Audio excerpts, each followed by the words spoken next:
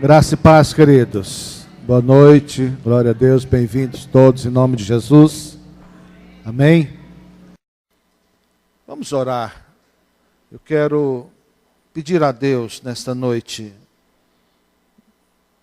uma unção especial, uma graça especial da parte dEle para nossas vidas em relação à sua palavra tão poderosa, tão tremenda. Em nome de Jesus. Pai, em nome do Senhor Jesus, nós oramos como igreja nesta hora, pedindo ao Senhor, ó Deus, de todo o coração, Deus, traga a nós a Tua palavra viva, poderosa, encha-nos, ó Deus amado, eu quero te pedir, da Tua presença, do Teu Espírito, abre o nosso entendimento, ajuda-nos a compreender a Tua palavra, tão viva, tão poderosa, Senhor. E sejamos curados, restaurados, fortalecidos, abençoados nesta noite, de maneira tremenda e poderosa, em nome de Jesus. Amém? Abra sua Bíblia em Apocalipse, capítulo 21. Nós vamos continuar hoje com a série apocalíptica. Domingo que vem, certamente estaremos encerrando esta pequena série de 4 palavras, de 4 capítulos. Uma outra hora a gente volta a ministrar sobre outros capítulos também. Mas eu tive uma forte orientação, creio, do Espírito Santo, porque impactou meu coração em relação a esses 4 capítulos, do 19 ao 22. E hoje nos cabe então o capítulo 21. Deixe a sua Bíblia aí aberta. Vamos ler, acompanhe a leitura, por favor. Apocalipse, capítulo 21. O texto bíblico diz assim: Vi novo céu e nova terra, pois o primeiro céu e a primeira terra passaram, e o mar já não existe. Vi também a cidade santa, a nova Jerusalém que descia do céu, da parte de Deus, ataviada como noiva, adornada para o seu esposo. Então ouvi grande voz vinda do trono, dizendo: Eis o tabernáculo de Deus com os homens. Deus habitará com eles. Eles serão povos de Deus, e Deus mesmo será com eles, ou estará com eles. E lhes enxugará dos olhos toda lágrima, e a morte já não existirá. Já não haverá luto, nem pranto, nem dor, porque as primeiras coisas passaram. E aquele que está sentado no trono disse: Eis que faço novas todas as coisas. E acrescentou: Escreve, porque estas palavras são fiéis e verdadeiras. Disse mais ainda: Tudo está feito. Eu sou o Alfa e o Ômega, o princípio e o fim. A quem tem sede darei de graça da fonte da água da vida.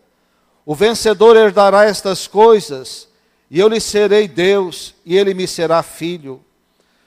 Quanto, porém, aos covardes, aos incrédulos, aos abomináveis, aos assassinos, aos impuros, aos feiticeiros, aos idólatras e a todos mentirosos, a parte que lhe cabe será no lago que arde com fogo e enxofre, a saber, a segunda morte. Então veio um dos 7 anjos que tem as 7 taças, cheias dos últimos 7 flagelos, e falou comigo, dizendo: Vem, mostrar-te-ei a noiva, a esposa do Cordeiro.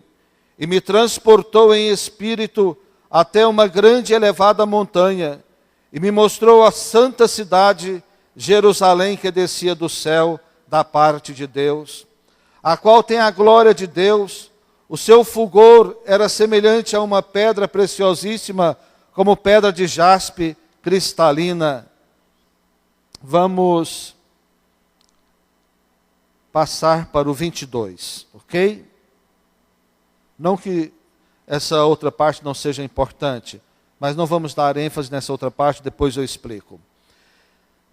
Nela não vi santuário, porque seu santuário é o Senhor, o Deus Todo-Poderoso e o Cordeiro. A cidade não precisa nem do sol, nem da lua, para lhe darem claridade, pois a glória de Deus a iluminou, e o Cordeiro é a sua lâmpada. As nações andarão mediante a sua luz, e os reis da terra lhe trazem a sua glória. As suas portas nunca jamais se fecharão de dia, porque nela não haverá noite. Lhe trarão a glória, a honra das nações. Nela nunca jamais penetrará coisa alguma contaminada, nem o que pratica abominação e mentira, mas somente os inscritos no livro da vida do Cordeiro. Amém? Meus queridos, nossa ênfase nesta noite é sobre o novo céu, a nova terra, a nova Jerusalém. Certa vez, na década, ou melhor, no século XVIII, um ministro inglês, em uma pregação, disse que a Inglaterra vivia um caos espiritual e moral, porque os pregadores não pregavam mais sobre o céu e sobre o inferno. Lembrando disso, eu penso que o Brasil também tem sofrido nos últimos anos, talvez na última década pelo menos, grandes aflições como nação, porque a igreja também não tem pregado muito sobre o céu e sobre o inferno. A igreja tem pregado muito sobre outras coisas que são importantes. Tem pregado sobre assuntos que são importantes, mas que não são mais importantes do que o céu e do que o inferno. E as pessoas começam a vir para a igreja, a encher as igrejas, e multidões se aproximam, porém sem entendimento do céu e do inferno.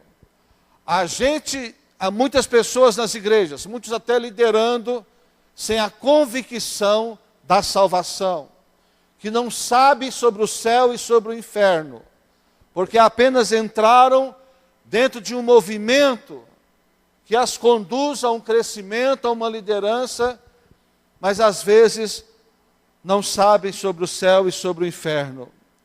Isso é um pecado, e nós como igreja não podemos de maneira alguma nos esquecer e nos conformar de não estar sempre lembrando, relembrando e falando do céu e falando do inferno. Porque tudo vai passar. Tudo que gerarmos aqui, que construirmos aqui, vai passar. E somente aquilo que é eterno, que ficará ou para o céu ou para o inferno. É bom nós sabermos disso. Que as pessoas com as quais nós convivemos, que os nossos pais, que os nossos familiares, que os nossos filhos, independente da vida que tem aqui na terra, no final, ou vão ou irão para o céu ou para o inferno. E às vezes nós pouco preocupamos com isso, porque o mundo nos leva a preocupar com outras coisas, com as coisas terrenais, com as coisas desta terra, desta vida. E esta vida é passageira.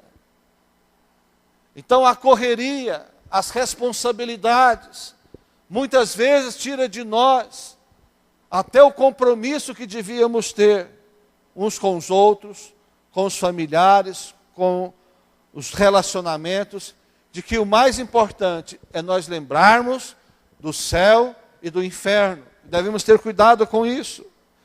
E estudar estas mensagens de Apocalipse é muito emocionante, irmãos. É muito gostoso estudar sobre o céu, sobre a eternidade. Como é bom nós gozarmos desta alegria tremenda, desse privilégio, da convicção da salvação, daquilo que a Bíblia nos ensina, daquilo que a Bíblia nos mostra. Eu não sei se há alguma pessoa nesta noite aqui que tem dúvida da sua salvação. Talvez alguém aqui tenha dúvida se morrer hoje vai para o céu ou para o inferno. E às vezes ainda não entende que alguém pode crer e ter essa convicção da salvação. A Bíblia nos assegura. Não é a religião que assegura. É a Bíblia que nos assegura.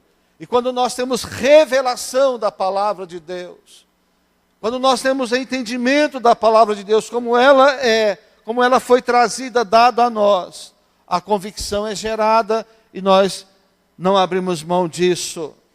Então nós temos, queridos, uma fome de Deus, uma expectativa em Deus, porque nós cremos no céu e nós acreditamos que quem não vai para o céu vai para o inferno.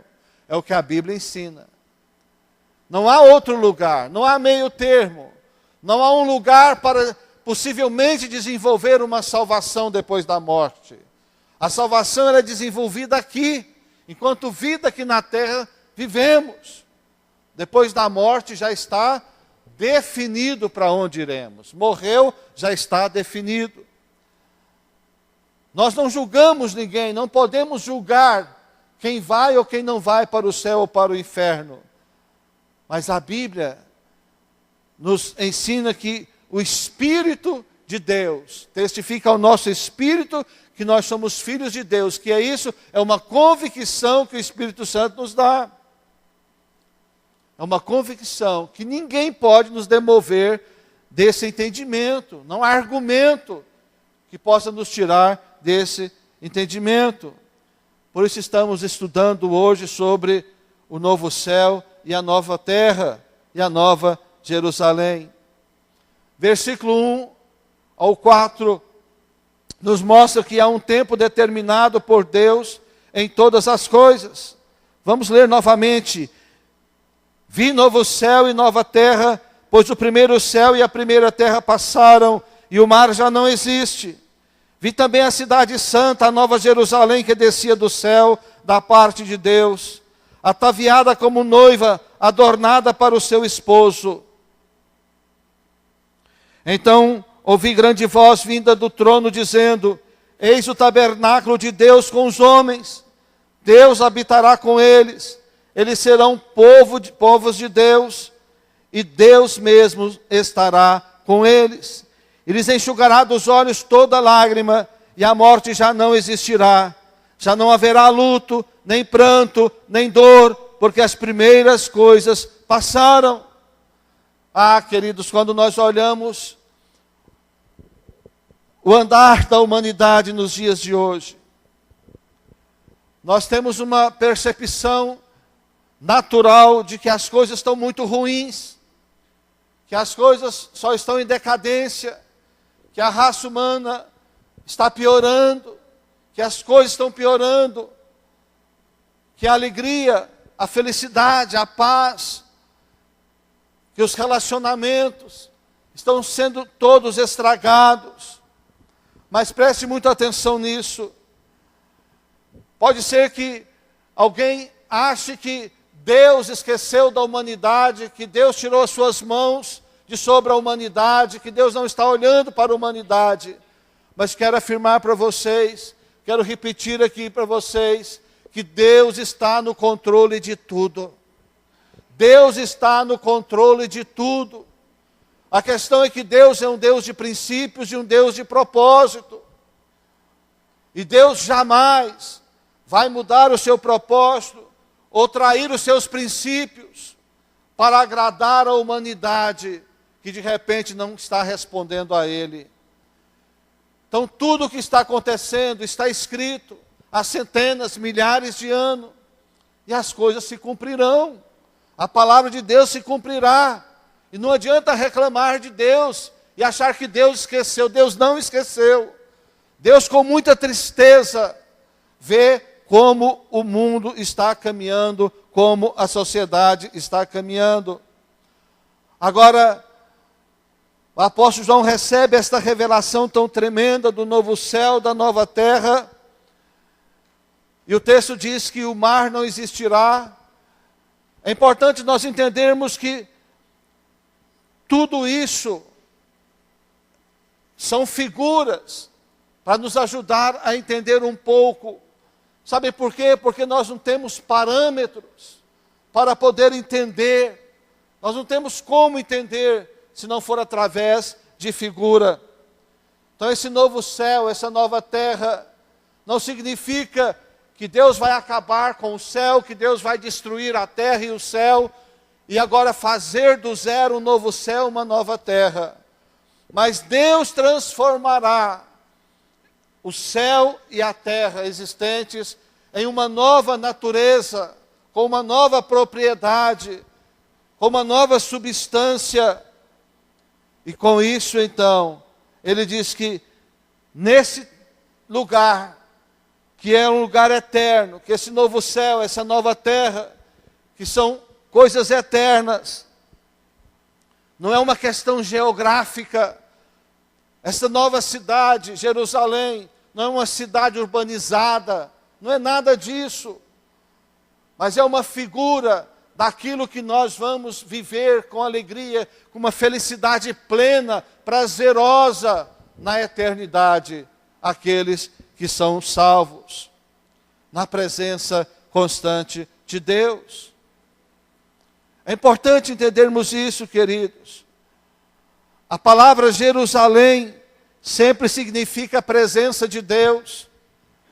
Na Jerusalém física, na nação de Israel, sempre onde estavam as pessoas diziam que subiriam a Jerusalém para prestar culto. Subiria a Jerusalém para as festas, para celebrarem as festas a Deus. Não importava a altitude que as pessoas estavam, em qualquer lugar, ir a Jerusalém sempre é subir, porque é ir à presença de Deus. Não é uma questão geográfica, mas uma questão espiritual. Então o que nós precisamos estudar em Apocalipse é aquilo que é prático para nós, é aquilo que nós podemos viver, experimentar.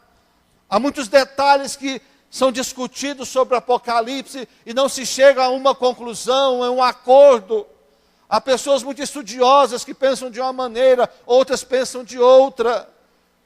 Então eu não perco tempo com essas discussões de maneira alguma. Mas aquilo que é prático, aquilo que é vivencial, isso sim, nós devemos estudar e devemos tirar dessa palavra tão poderosa que é a palavra de Deus. Então a presença gloriosa, pessoal de Deus. E o texto diz que será um tempo, porque isso na verdade não é um lugar, mas isso vai ser um estado de vida. Nova Jerusalém, nova terra, sabe, novos céus. Não é um lugar físico, mas é um estado de vida, onde não haverá choro, não haverá tristeza, não haverá traição, decepção, não haverá dor física, não haverá enfermidade, não haverá dor emocional, não haverá depressão, não haverá problemas de nenhuma natureza, as quais nós vivemos aqui. Não haverá luto, não haverá luto. Inclusive a Bíblia diz em Isaías que quem morrer ali aos 100 anos morrerá como uma criança, mas também é figurativo. Tudo é figurado.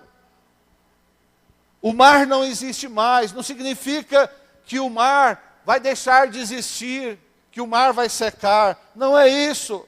É que o apóstolo João estava isolado. Levaram ele para uma ilha, e a ilha estava cercada de mar, de água. E ali ele estava longe dos seus familiares, longe da igreja, ele estava longe de todo mundo. Ele estava preso ali quando recebeu essa revelação. O que ele ia dizer? Que aquele sofrimento, aquela tristeza que o mar trazia a ele, impedia ele de se locomover, de ver seus familiares, de viver uma vida saudável, não mais existiria, jamais vai existir. Os transtornos que o mar, as tempestades que o mar causa, não vai mais existir. Então é uma figura que ele está trazendo para nós, e tudo será passado até aqui, queridos. Mas tudo ficará ou se fará novo, eterno e esplendoroso. O versículo 5 e o versículo 6 fala que o verdadeiro novo existirá. Às vezes as pessoas ficam procurando coisas novas. Mas deixa eu dizer uma coisa, não há nada novo nessa terra. Não é? Não há nada novo. Tudo pode ser desenvolvido, mas novo não existe nada mais. Mas no novo céu, a nova terra, sim, vai ser tudo novo. Versículos 5 e 6. E aquele que está assentado no trono disse: eis que faço novas todas as coisas. E acrescentou: escreve, porque estas palavras são fiéis e verdadeiras. Disse-me ainda: tudo está feito. Diga, tudo está feito. Jesus já fez tudo, queridos. Amém? Tudo que podia ser feito para a tua salvação, Jesus fez. A você basta receber de graça. Basta crer, ter fé e receber. Você não faz nada. Não pode fazer nada, não tem nada que você possa fazer para ser salvo. Jesus já fez. Amém? Tudo está feito. Ele disse: eu sou o alfa e o ômega, o princípio e o fim. Eu a quem tem sede darei de graça da fonte da água da vida. Ora, isso não é utopia. Novo céu, nova terra, nova Jerusalém. Não é utopia, mas é uma nova natureza. E o Senhor disse: eis que faço todas as coisas, novas todas as coisas. E Ele diz depois, afirmando: eis que tudo está feito. Sabe, a nossa dificuldade de compreender o Apocalipse é porque nós vivemos uma dimensão muito distante daquilo que a Bíblia está nos mostrando. Porque nós vivemos numa limitação terrena muito grande. Mas, queridos, nós não temos um parâmetro aqui para dimensionar o que será esta vida tão tremenda e tão poderosa. Nós não temos um parâmetro para poder assimilar o como isso será maravilhoso. Mas ele diz: estas palavras são fiéis e são verdadeiras.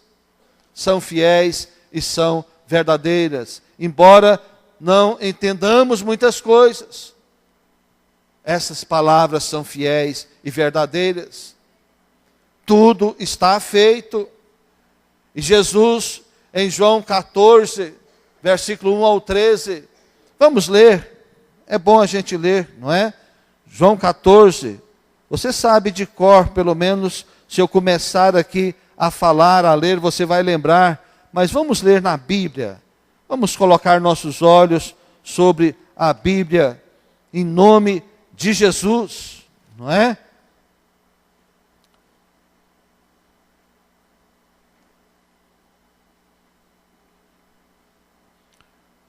João 14, 1 ao 3. Não se turbe o vosso coração, credes em Deus, crede também em mim.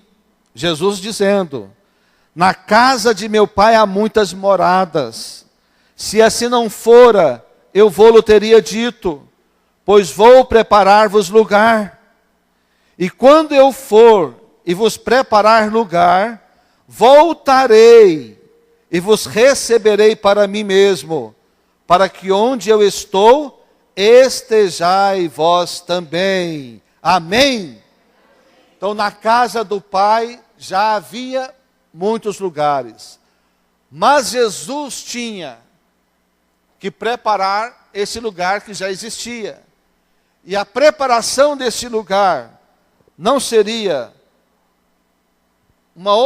uma outra forma a não ser Jesus morrer na cruz, ser sepultado, ressuscitar e subir aos céus, A preparação desta casa, desse lugar para nós, dependia desse contexto do sacrifício e do ministério de Jesus para conosco. E tudo isso já passou, já aconteceu. Por isso ele disse, tudo já está feito. Tudo já está concluído. E preste muito atenção, a Bíblia nos ensina que como Jesus é hoje, como Jesus está hoje, nós também seremos e também estaremos. Amém? Da mesma forma que Jesus é hoje, nós também seremos. Nós também estaremos. Com o mesmo corpo glorificado. Da mesma forma com a vitória sobre a morte, a vitória sobre o pecado, a vitória sobre o diabo. Completamente. Porque não haverá mais diabo para nos tentar, não haverá carne para nos entristecer, para nos fazer pecar, não haverá coisa alguma deste mundo, não haverá coisa alguma que nos impedirá de estar felizes na presença de Deus. Amém? Quem quer ir para o céu? Aleluia! Glória a Deus. Oi? Vou levar esse menininho lá para casa.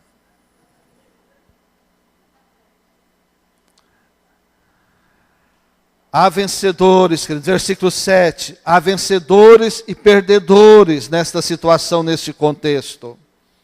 Vamos ver aqui. Há vencedores e perdedores nesse contexto, versículo 7. Voltemos a Apocalipse 21. O vencedor herdará estas coisas, e eu lhe serei Deus, e ele me será filho. Quem são os vencedores? Capítulo 12, versículo 11. Fala quem são os vencedores. Mas não são vencedores por causa de simplesmente qualidades pessoais, não. Adjetivos pessoais, não. A Bíblia diz que aqueles que venceram por causa do sangue do Cordeiro. Por causa do sangue do Cordeiro. Porque perseveravam. E por causa do testemunho que deram. O grande vencedor é aquele que tem em primeiro lugar a fé no sangue do Cordeiro e não nas suas obras. Acredita que a sua salvação, apesar de você, apesar de mim, nós somos salvos por causa do sangue do Cordeiro.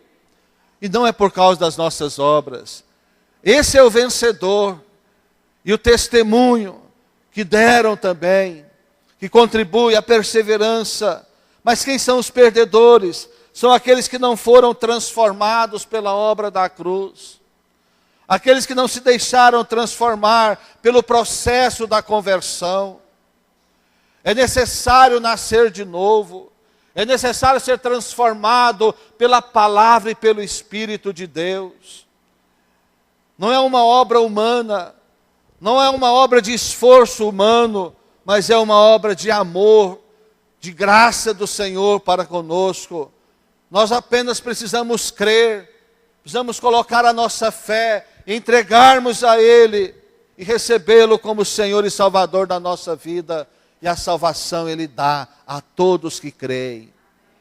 Ele dá a todos que creem. Então você não pode ter dúvida da sua salvação. Porque a Bíblia garante, se você recebeu Jesus como Senhor e Salvador, a Bíblia garante a tua salvação. E Deus não mente, Deus não muda de ideia. O que Deus escreveu está escrito. Por isso a Bíblia é a nossa fonte, é a nossa regra de fé, de vida.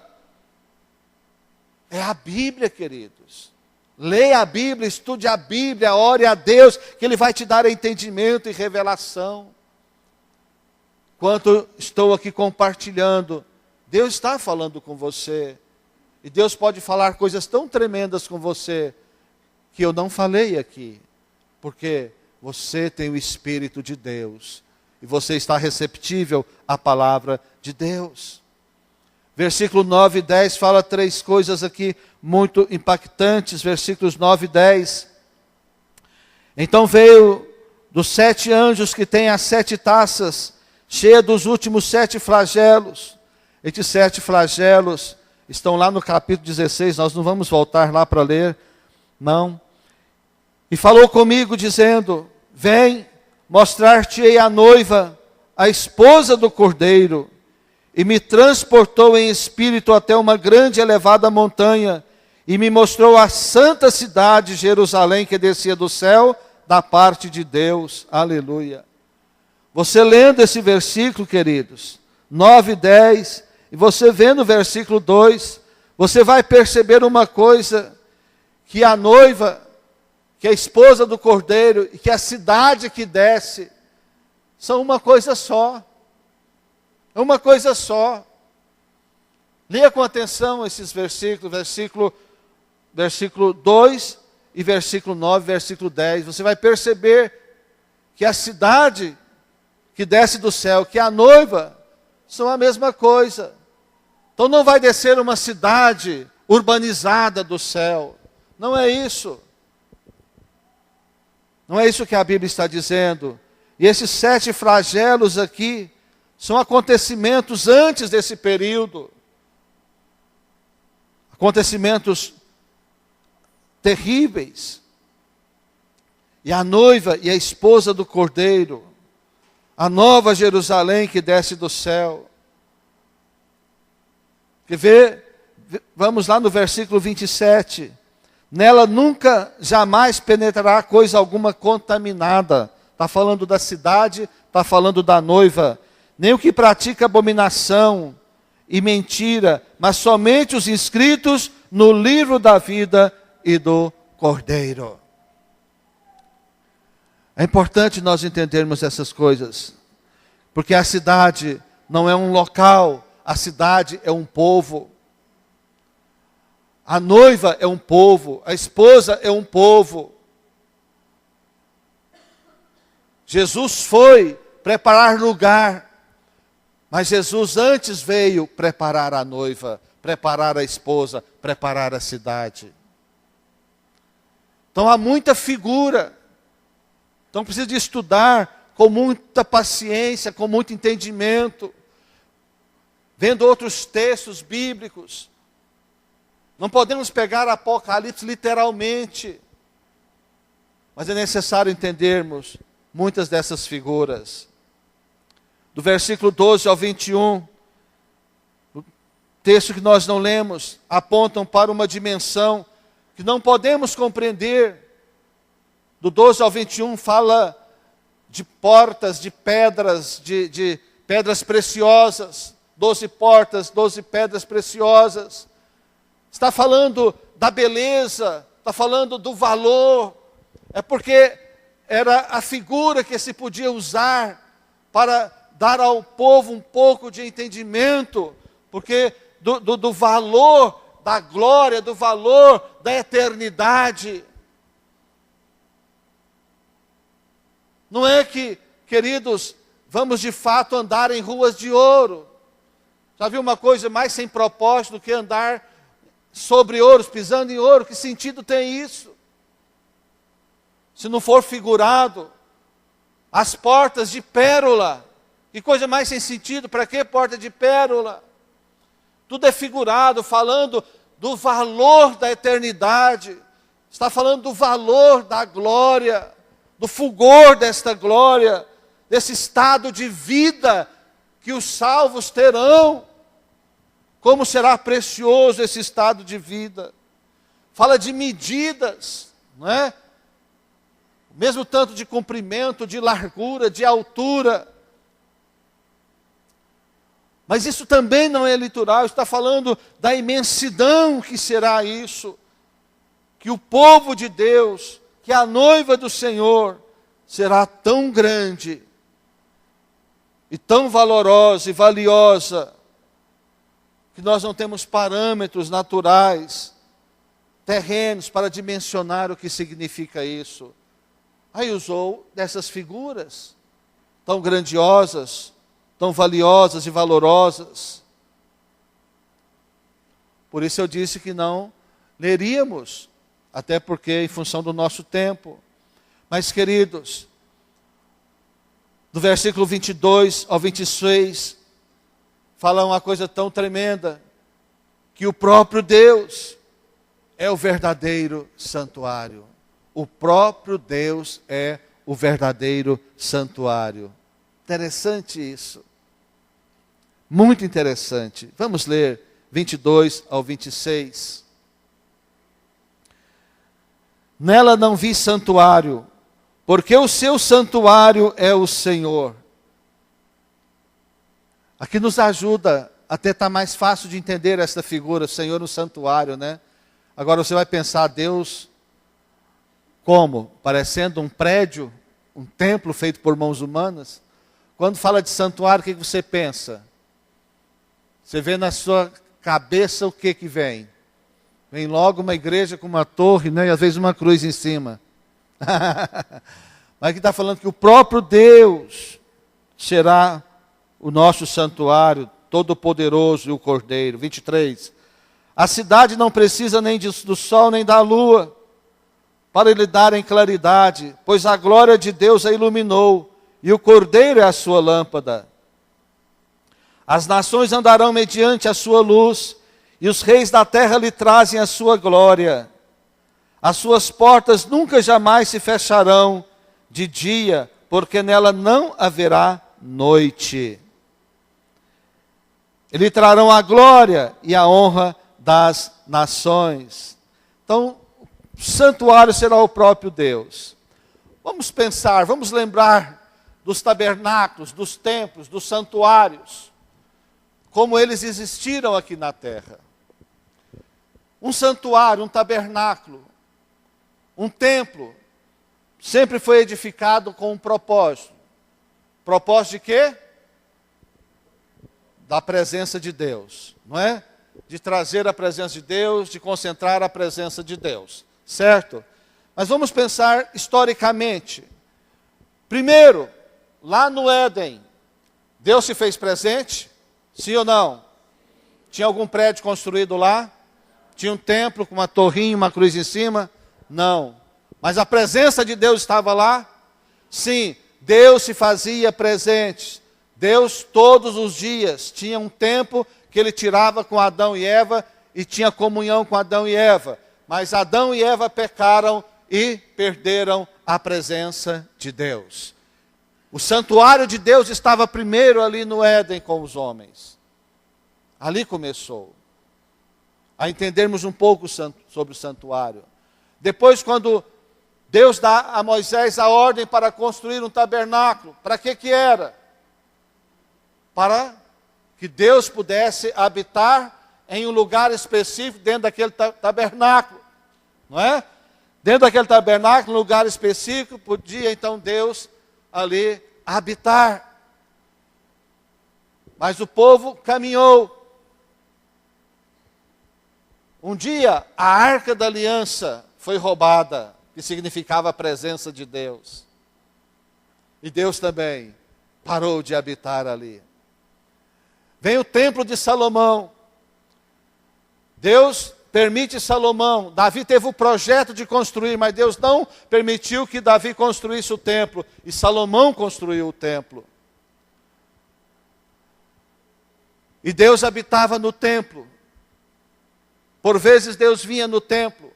Ali tinha gente adorando 24 horas por dia. Havia uma escala, 24 horas por dia as pessoas estavam adorando a Deus. Léo, diminui o ar, por favor. Tem gente já com muito frio. Por favor, todos.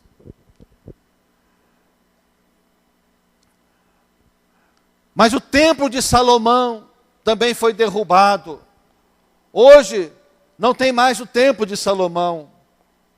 Hoje só tem ali algumas ruínas. Sobre o templo de Salomão foi construído uma mesquita dos muçulmanos. Só tem ali as muralhas. Já ouviu falar no Muro das Lamentações? Pois é o restinho que sobrou do templo de Salomão, e os judeus vão para ali chorar e clamar todos os dias, porque eles estão esperando a reconstrução do templo. Possivelmente o templo será reconstruído para cumprir as profecias bíblicas. Há um entendimento que sim, será reconstruído. E o mundo inteiro sobe para Jerusalém e vai ali orar naquelas muralhas, naquelas ruínas ali. E virou um lugar de peregrinação, até de forma exagerada. Mas é algo histórico, é algo bíblico. Então não tem templo, não tem o tabernáculo de Moisés, não tem o Éden como tinha. Tudo se perdeu e a presença de Deus não está em nenhum desses lugares. Mas aí vem Jesus. E a Bíblia diz que o nome de Jesus é Emanuel, que quer dizer Deus conosco. E Jesus vem então e fala, olhando para aquele templo, o templo de Salomão, e diz, olha, eu vou destruir o templo, e em 3 dias eu reedificarei. Mas só que ele não estava falando do templo de Salomão, ele estava falando do templo que era a sua própria vida.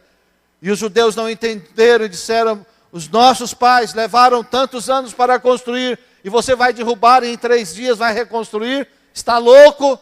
Jesus falava da sua morte, ele era o próprio templo. Ele era o próprio templo, Emanuel, Deus conosco. Com isso Jesus estava agora estabelecendo a sua igreja. Quando ele ressuscita e sobe aos céus, antes de subir ele sopra sobre os discípulos e diz, recebei o Espírito. E eles recebem o Espírito. Agora o templo da atualidade não é nenhum desses outros. O templo agora é a igreja do Senhor, onde Deus habita. Deus habita nas pessoas salvas. Onde Deus está? Nas pessoas salvas. É importante reunirmos, sim. É importante adorarmos. Mas Deus não está nos templos construídos por mãos humanas. Sabe que hora que Deus está aqui? Quando nós estamos aqui. Quando nós vamos embora, fechamos aqui, apagamos as luzes, desligamos o ar-condicionado, fechamos tudo e vamos embora. Deus não fica aqui. Para quê? Deus vai conosco. Deus conosco. Ele vai para a tua casa. Para onde você vai, para a pizzaria, Ele vai com você. Para o X-salada, Ele vai com você. E amanhã você levanta, Ele vai com você para o trabalho. Porque é Deus conosco, você é o templo do Espírito Santo. Agora Deus está habitando em nós. Mas preste muita atenção mesmo nisso aqui. No Salmo 84, nos dá uma facilidade de entender, muito mesmo.